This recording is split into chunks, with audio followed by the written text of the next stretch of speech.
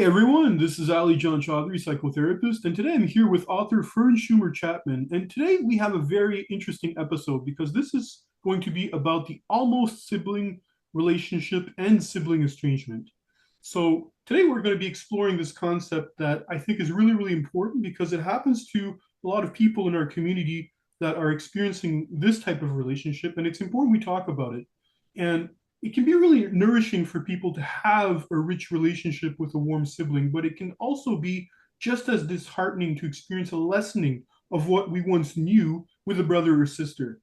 And here we're going to be defining a little bit more about the experience of the almost sibling relationship, how it feels like, and how best to navigate it.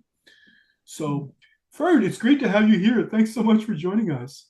Yeah, great to be here. Relationships, any relationship really, wax and wane over the course of a life. And I think particularly sibling relationships are at risk for that. And a lot changes over the course of a life. And actually, there are really perilous moments for siblings. The most perilous are when those roles change. So when a sibling goes off to college or a sibling gets married or has a baby. Those big life changes are reflected in the sibling relationship. Yeah, a lot of times these changes can really affect people, and these life stages or these experiences of life that people have can sometimes alter the course of a sibling relationship. And I think this is a good segue into how it makes people feel, right? Because I think a lot of times people are left with certain feelings and they don't really know how to deal with them. So oftentimes I'll hear about this through participants in the support group who don't understand why their sibling cut them off and took a step back from them. And there's often this feeling of incompleteness that happens with estrangement. And I think this is really important to acknowledge here because this is a common occurrence for a lot of us.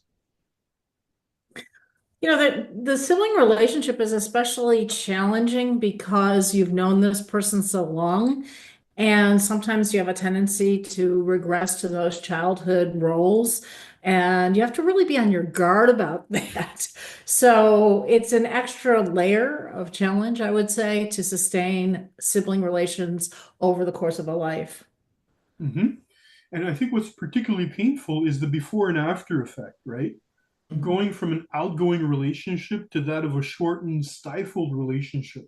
I Mhm. find that this is where it gets particularly painful for us because a lot of us desperately want to have what we previously had before.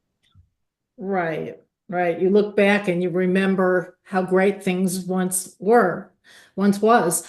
And the other problem in this is if you did not learn in the home how to negotiate differences, you are at an extreme disadvantage because you don't know how to connect to people when you do have conflict.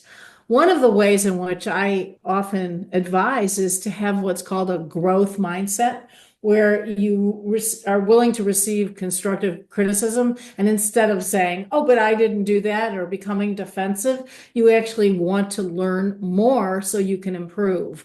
And that's something that you have to work on. It's a practice.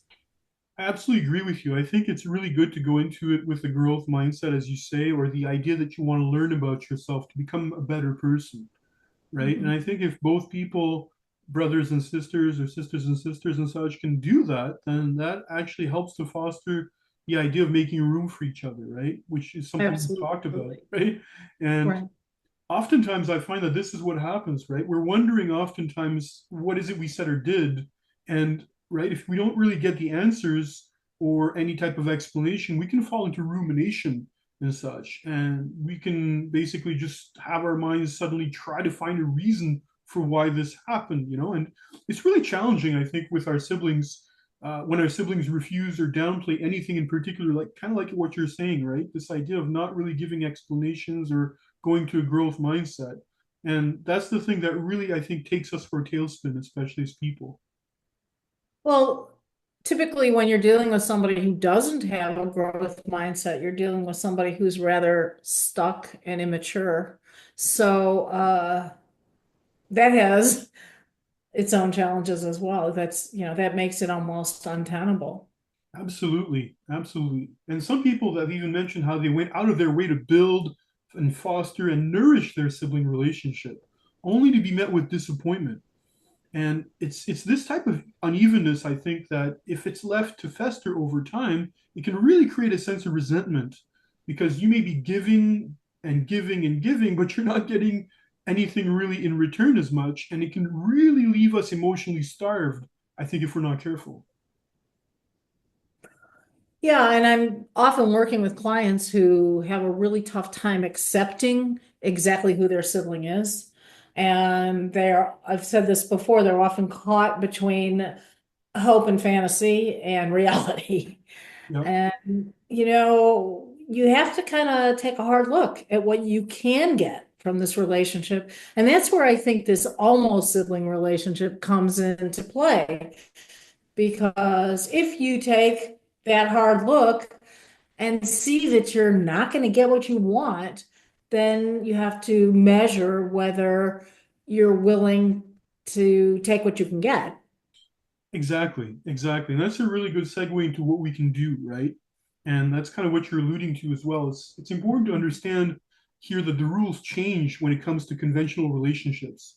It can mean like that sustaining or deepening an almost sibling relationship in the same way that you would others is really setting yourself up for disillusionment and disappointment because you're not really going to be getting necessarily what you want by investing or going out of your way and trying to please the other person and by doing more.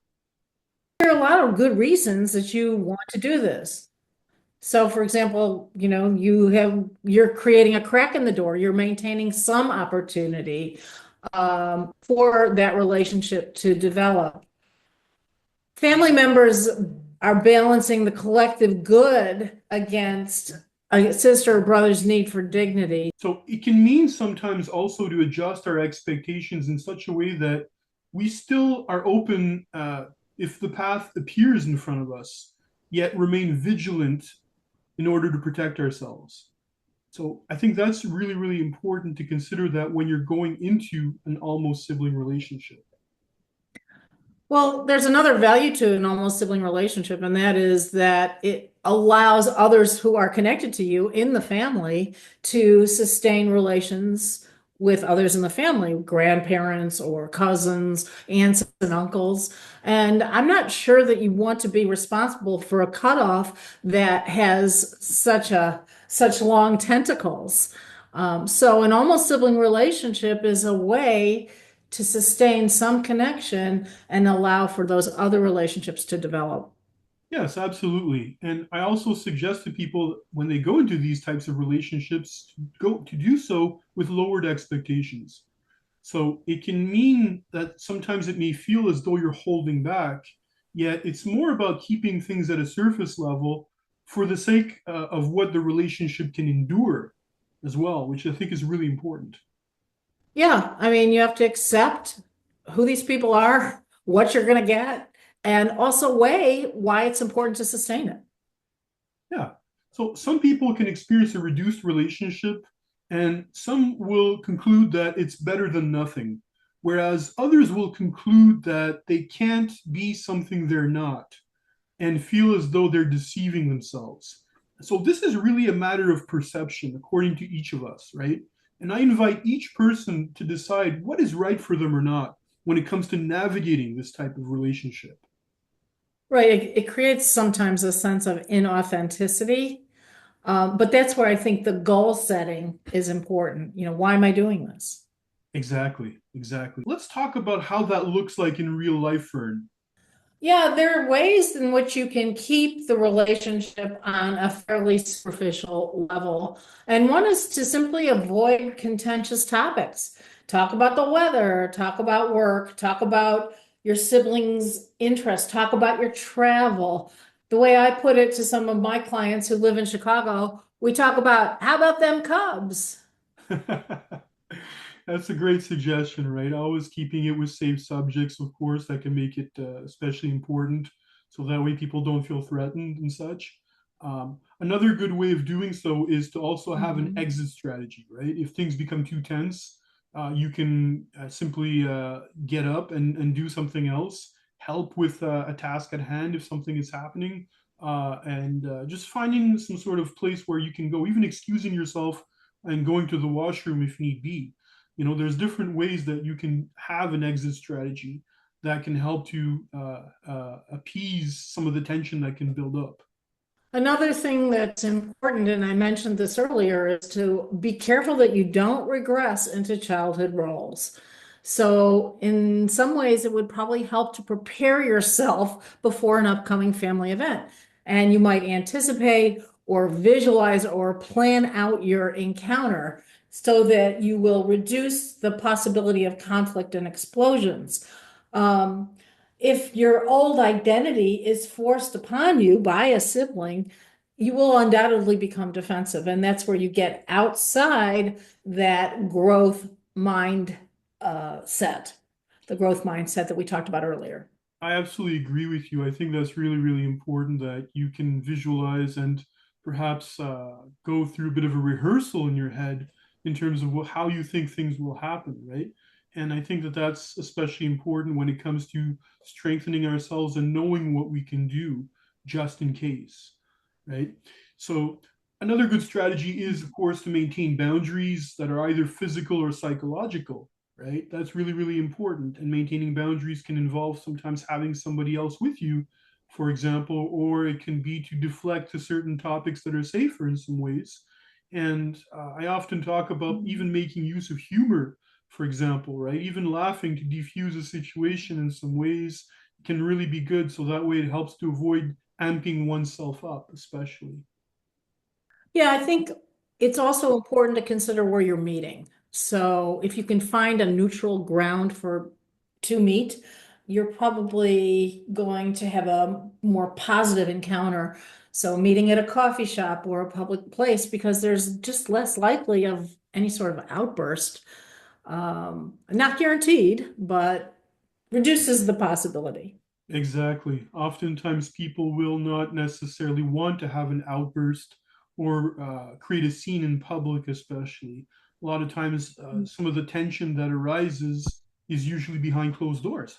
So, when you have a public meeting space, then it does make it easier to put on more of a social face and perhaps be more accommodating and such. So that can foster perhaps even more of a type of relationship that can be fulfilling even for that particular moment.